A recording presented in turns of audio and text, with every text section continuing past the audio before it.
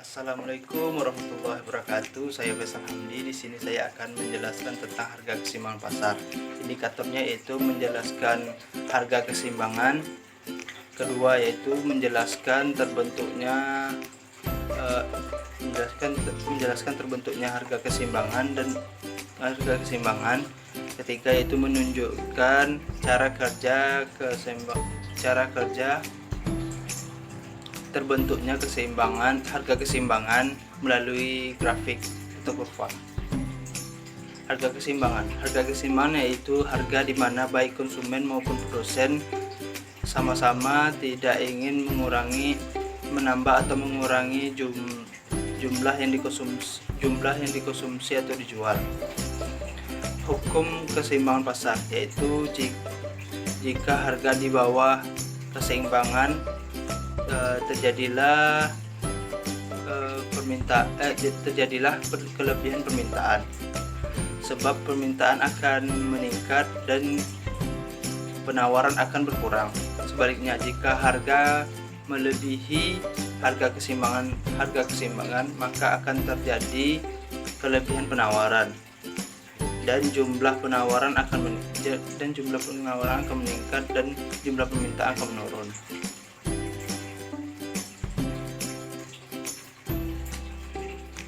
Selanjutnya itu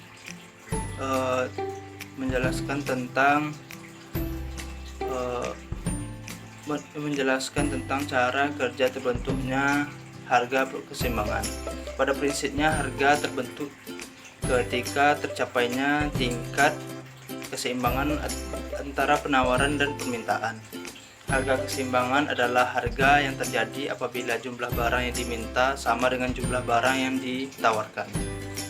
Ada kesepakatan antara harga yang diminta oleh pembeli dan harga yang ditawarkan oleh penjual untuk suatu barang yang sedang ditransaksikan.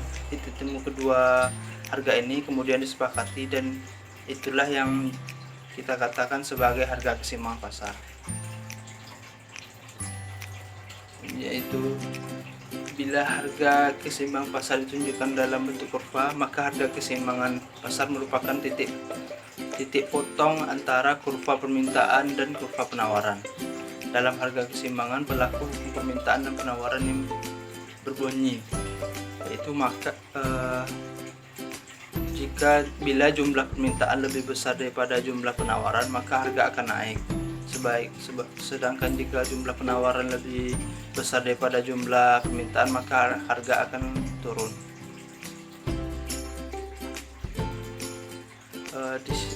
Harga keseimbangan pasar ditunjukkan pada grafiknya, yaitu seperti yang kalian lihat.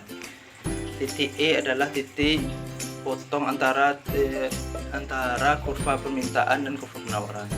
Yang D adalah kurva permintaan dan S adalah kurva penawaran. Di sini juga ada contoh. Di situ bisa kalian lihat ada contohnya juga, yaitu kalian lihat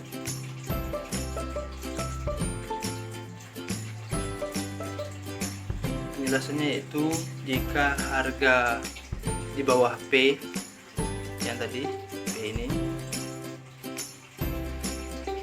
P itu maksudnya harga keseimbangan, maka terjadi surplus demand atau SD, yaitu kelebihan permintaan, dan terjadinya kekurangan penawaran, yaitu shortage supply. Sini juga ada harga terbentuknya harga keseimbangan, yaitu bisa kalian lihat. Keterangannya yaitu jika harga di atas P kurang, yaitu P2, terjadi surplus atau excess surplus, disingkat yaitu SS, yaitu kelebihan penawaran dan kekurangan permintaan. Ini itu perubahan keseimbangan pasar. Pertama yaitu perubahan keseimbangan pasar terjadi bila perubahan di sisi permintaan dan penawaran. Jika faktor yang menyebabkan perubahan adalah harga keseimbangan, maka akan kembali kepada titik awalnya. Tetapi jika yang berubah adalah faktor dari ceteris paribus, yaitu teknologi untuk sisi penawaran dan pendapatan untuk sisi permintaan. Maka keseimbangan pasar tidak akan kembali pada titik awalnya. Selanjutnya yaitu pergeseran kurva permintaan. Pertama itu harga keseimbangan pasar akan mengalami perubahan karena adanya faktor yang mempengaruhi permintaan. Pada keadaan ini, ceteris paribus tidak berlaku. Perubahan kurva permintaan tersebut dapat diuraikan sebagai berikut. 1. Yaitu pergeseran kurva permintaan ke kanan, berarti adanya kenaikan jumlah barang yang diminta.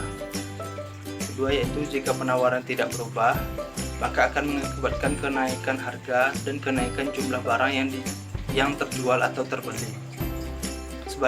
Ketiga yaitu kebalikannya, jika pergeseran kurva penawaran ke kiri, berarti terjadi penurunan permintaan sehingga barang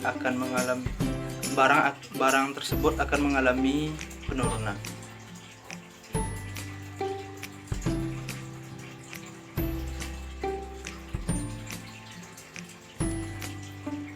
Selanjutnya itu pergeseran kurva penawaran. Pada pergeseran kurva penawaran, yang pertama pergeseran kurva penawaran ke kanan, artinya terjadi kenaikan jumlah barang yang ditawarkan. Kedua yaitu jika permintaan tetap, maka harga akan mengalami penurunan. Sebaliknya jika pergeseran kurva penawaran ke kiri, berarti terjadi penurunan jumlah penawaran barang, maka harga akan mengalami kenaikan. Di situ kalian bisa lihat bahwa ada permintaan dan penawaran suatu barang pada berbagai tingkat harga. Harga barang yaitu P, jumlah permintaan yaitu QD, jumlah penawaran yaitu QS. Bisa dilihat jika harga barang 1000, jumlah permintaan 90 unit dan jumlah penawaran 10 unit, maka di sini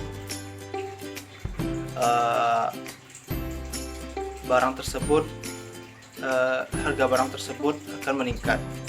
Sedangkan jika harga barang Rp9.000, jumlah permintaannya 10 unit dan jumlah penawarannya 90 unit, maka harga barang tersebut akan menurun. Di sini juga ditunjukkan, bisa kalian lihat di situ ditunjukkan bahwa ada kurva keseimbangan. Pada sisi kiri yaitu jumlah penawaran dan pada sisi bawahnya yaitu jumlah permintaan. Pada keterangan bisa kalian lihat di situ bahwa DD adalah kurva permintaan, SS yaitu kurva penawaran, dan E adalah harga keseimbangan. Selanjutnya kita akan menjelaskan tentang kegagalan pasar. Pertama yaitu informasi tidak sempurna, tidak tahu persis kualitas barang. Dua, daya monopoli. Tiga, eksternalitas. Ketiga itu eksternalitas, yaitu keuntungan atau kerugian yang dinikmati oleh derita yang dialami oleh pelaku ekonomi sebagai akibat tindakan pelaku ekonomi yang lain, tetapi tidak dimasukkan dalam perhitungan biaya secara formal. Keempat, barang publik. Kelima, barang altruism, yaitu barang yang ketersediaannya secara sukarela karena rasa kemanusiaan.